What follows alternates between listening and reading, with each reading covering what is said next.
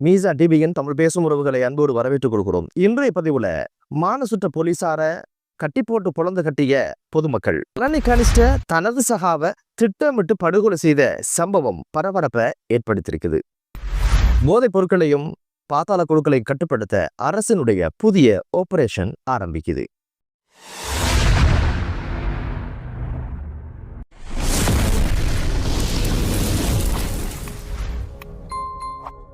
கல்லணை தான் வளமையா கட்டி வச்சு பொழந்து கட்டுவாங்க. ஆனா இந்த கேஸ் ரொம்ப வித்தியாசம். போலீசார கட்டி வச்சு பொதுமக்கள் பொழந்து கட்டிருக்காங்க. இந்த சம்பவம் எங்க நடந்திருக்கு அப்படின்னு பாத்தீங்கன்னா, தம்புள்ள கல்கிரியகம பிரதேசத்துல 3:45 மணி அளவுல அதிகாலையில காட்டு பிரதேசத்துக்குள்ள ஒரு பைக்கும் ஒரு வாகனம் போற சத்தம் கேட்குது. சத்தம் கேட்டு கொஞ்ச நேரத்துல சில நிமிடங்கள்ல வெடிச்சத்தம் கேட்குது. பிரதேசத்து மக்களுக்கு தெரியும் இந்த நேரத்துல யார் வருவாங்க, வெடிச்சத்தம் கேட்குது. அப்படியா இருந்தா நிச்சயமா அந்த பிரதேசத்துல ஏதோ ஒரு அசம்பாவிதம் நடந்திருக்கு அப்படின்னு சொல்லி சில இளைஞர்கள் பந்தங்களோட காட்டுக்குள்ள போறாங்க. போய் பார்த்ததான் தெரியுது, சுடப்பட்ட மான் உயிரிழந்து கிடக்குது. பக்கத்துல 3 பேர் பதுங்கி உட்கார்ந்துட்டு இருக்காங்க. பிடிச்சவங்க கேட்டாங்க, நீங்க யாரு அப்படின்னு.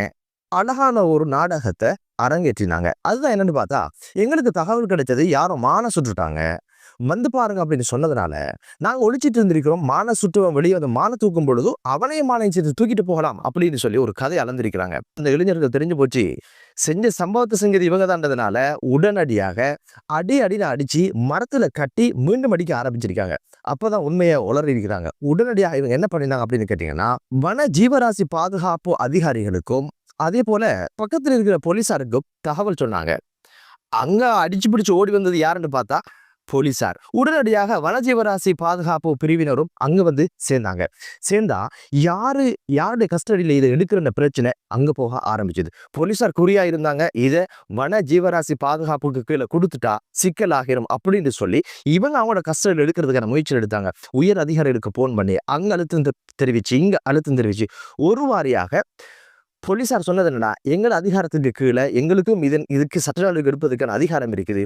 எனவே இந்த செயற்பாட்டுக்கு இடையூறு விளைவிக்க வேண்டாம் என்ற ஒரு மிரட்டலோட வன ஜீவராசிகள் பாதுகாப்பு பிரிவினரை ஓரங்கட்டிட்டு சம்பந்தப்பட்ட சந்தேக நபர்களை கொண்டு போறாங்க. இந்த சந்தர்ப்பத்துல ஊராருக்கு தெரியும், போலீஸ் கஸ்டடியில இது போனா இது சட்டம் இல்லாம எதுவும் இல்லாம விஷயத்தை முடிச்சிருவாங்கன்ற ஒரு சந்தேகத்துல போலீசாருக்கும் அந்த ஊர்வாசிகளுக்கும் பயங்கரமான வாக்குவாதமும் ஒரு கைகலப்பூல பேத்து முடிகிற அளவுக்கு அந்த ஒரு விஷயம் நடந்து முடிஞ்சதை பார்க்க முடிந்தது.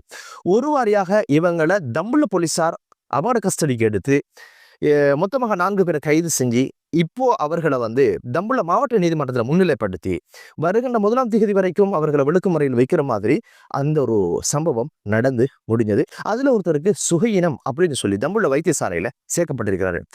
3:45 எழும்பி மான சுற்றளவுக்கு ஆரோக்கியமா இருந்தவர் கைதுன்னு வந்ததுக்கு பின்னால அவருக்கு வருத்தம் வந்தாச்சு. இது அரசியல்வாதிகளுக்கும் போலீசாருக்குமாற வருத்தம் பிரச்சனை இல்லை. போலீசார் பாதுகாப்பு கொடுக்க வேண்டியவங்க, போலீசார் சட்டம் ஒழுங்கு நிறைவேற்ற வேண்டியவங்க, அவங்களே பகலைக்கு போலீஸ் தொழில், இரவைக்கு களவு, இப்படின்னு ஒரு அவலம் தொடர்வதை பார்க்க முடியுது. இதுல கவலைக்குரிய விஷயம் என்ன அப்படின்னு பாத்தீங்கன்னா, இந்த மான் அடிக்கடி ஊருக்குள்ள கொடுக்குற நீரை சாப்பாட்டை சாப்பிட்டுக்கிட்டு மீண்டும் காட்டுக்கு போயிருமாம். அதனாலதான் பிள்ளை மாதிரி பார்த்தாங்க, வயிறு நிறைந்த கர்ப்பிணியாகவும் அது இருந்திருக்குது. அதனால இந்த ஒரு விஷயம் குறித்து அவங்களுக்கு ஆத்திரம் ஏற்பட்டது நியாயமான ஒரு விஷயம். அதுவும் போலீசார் சம்பந்தப்பட்டதுனால அளவு கடந்த ஆத்திரத்தில் மக்கள் இருந்தாங்க.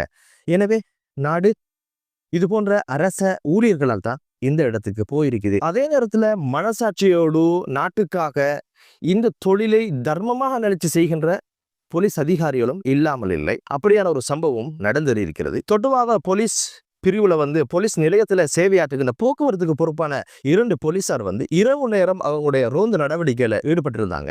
சந்தேகத்துக்கிடமாக ஒரு திருவில் வருது. அந்த திருவில நிறுத்தி சோதனை செஞ்சதுல பின்னால் ஒரு பை இருந்திருக்கு. என்னன்னு கேட்டதுக்கு சொல்லியிருக்கிறாங்க, ஒரு நண்பரை பார்க்க போறோம், வெகுமதியில் கொடுக்கறதுக்கு நண்பரை பார்க்க போறோம், அது ஒண்ணும் இல்லை அப்படின்னு ஏதோ கதை அளந்திருக்கிறாங்க.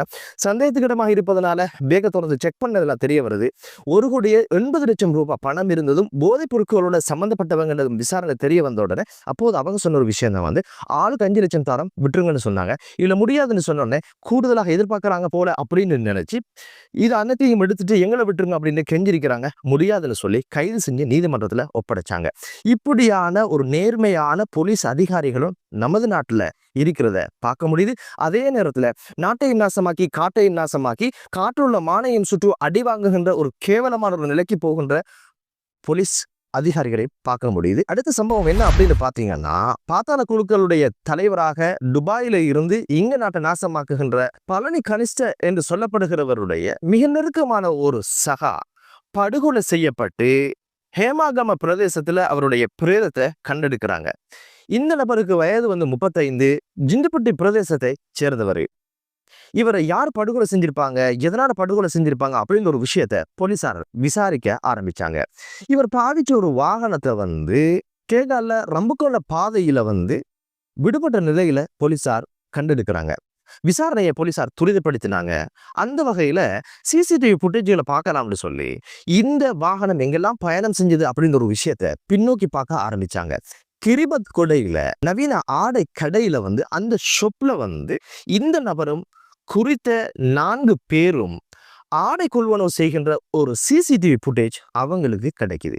இந்த சிசிடிவி புட்டேஜ் எடுத்து பார்த்ததுல கிட்டத்தட்ட 19 வயது, 17 வயது, 18 வயது, 23 வயது, 24 வயது அப்படின்னு சொல்லி இளம் இளைஞர்கள் வந்து இவரோட ஆடை கொள்வனவு செஞ்சிருக்கிறாங்க 46,000 ரூபாய்க்கு. ஏன் இங்க வந்தாங்க, இவங்களுக்கு என்ன சம்பந்தம் என்ற ஒரு விஷயத்த இவங்களை கைது செஞ்சு விசாரணை நடத்தினாங்க. அப்போது அவங்க சொன்ன ஒரு விஷயம் என்ன அப்படின்னு பாத்தீங்கன்னா, குறித்த தினத்தன்று கிரேம் பாஸ்ல ஒரு நபர் மீது தாக்குதல் நடத்திவிட்டு அங்க வந்து அந்த ஆடைகள் கொள்வனவு செய்ததாக சொல்லியிருக்கிறாங்க. இந்த சிசிடிவி புட்டேஜை வச்சு தான் கேட்டாங்க, இதுக்கு பிறகு இவரை காணோம், உங்களோட தான் இறுதியாக இருந்தாரு, என்ன நடந்தது கேட்டதுக்கு தான் அவங்க சொன்னாங்க, அந்த சம்பவத்தை நடத்திட்டு தான் நாங்க இங்க வந்தோம், இங்க வந்து ஆடைகள் எல்லாம் வாங்கினோம், அதுக்கப்புறம் அவருடைய வாகனத்துல நாங்க போனோம், குறித்த இடத்துல வச்சு அவரை படுகொலை செஞ்சுட்டு அவரை வாகனத்துல அவரை பொடியை ஏற்றி கொண்டு போய் ஹோமாகம பிரதேசத்துல அதை போட்டுட்டு நேரடியாக நாங்க இந்த வாகனத்தை எடுத்துக்கொண்டு இந்த பிரதேசத்துல போட்டுட்டு நாங்க போயிட்டோம் அப்படின்ற ஒரு விஷயத்த சொல்லி இருந்தாங்க. இந்த நபர் எதற்காக படுகொலை செய்யப்பட்டாரு அப்படின்னு பார்த்தா, பழனி கனிஷ்டக்கு பிடிக்காதவர் தான் வந்து பூக்குடு கண்ணா. பூக்குடு கண்ணாட சகாவை யாரோ படுகொலை செஞ்சாங்க. இந்த படுகொலையை செஞ்சது பழனி கனிஷ்ட தான் என்ற ஒரு விஷயத்த இந்த நபர் பேச ஆரம்பிச்சதுனால கனிஷ்ட பார்த்தாரு, இவன் இப்படி பேசி தெரிஞ்சா நமக்கே சிக்கலை உண்டாக்கிடும் அப்படின்றதுனால கூட இருந்த அந்த இளைஞர்களை வச்சு பக்குவமாக கச்சிதமாக இந்த தனது சகாவை போட சொல்லி கன்று கொடுத்திருக்கிறாரு.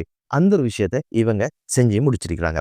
நாட்டோட நிலைமை பார்த்தீங்கன்னா, கூட இருக்கிறவன் வாயை திறந்த பிரச்சனை, கூட இருக்கிறவங்களை வச்சு அப்படியான படுகொலையும் செய்து முடிக்கின்ற ஒரு கலாச்சாரம். இதுல கவலைக்குரிய விஷயம் என்ன அப்படின்னு பார்த்தீங்கன்னா, 17 வயது, 19 வயது, 20 வயது, 22 வயது இப்படியான வயது இளைஞர்களை வச்சுதான் இந்த ஒரு விஷயத்த செஞ்சிருக்கிறாங்க. இதுக்கு பின்புலமாக இருக்கிற ஒரே ஒரு காரணி போதை பொருள் தான். இப்போது அரசு என்ன முடிவெடுத்திருக்கு அப்படின்னு பார்த்தீங்கன்னா, இந்த போதைக்கு எதிரான திட்டமிட்ட குற்றங்களை செய்கின்ற இந்த பாத்தாள குழுக்களை கட்டுப்படுத்துவதற்கு புதிய ஒரு ஆபரேஷனை நேற்றைய தினம் ஆரம்பம் செஞ்சிருக்கிறாங்க. அதுதான் கிட்டத்தட்ட 6,500க்கும் அதிகமான படை வீரர்களை இணைச்சு கொண்டு நாடு தழுவிய சோதனைகளை நடத்துவதாக.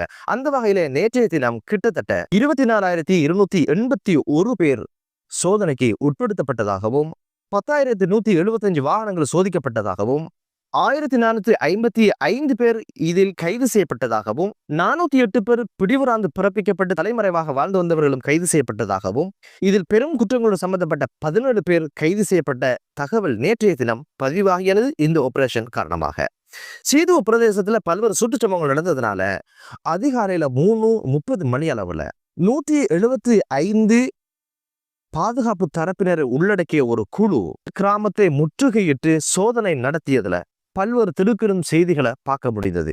அதுல வந்து ஒரு பெண் வந்து 8 வயது குழந்தையோட ஒரு கை பொம்மையை எடுத்துக்கொண்டு வெளியில் அப்படியே நடமாடுவதை பார்த்தவங்க, வெளியேறி செல்வதை பார்த்த போலீசார் உடனடியாக அவ பிடிச்சு சோதனை நடத்தியது தெரிய வந்தது. அந்த பொம்மைக்குள்ள பின்புறமாக ஹெரோயின், கஞ்சா போன்ற பொருட்கள் மறைத்து வைக்கப்பட்டது தெரிய வந்தது.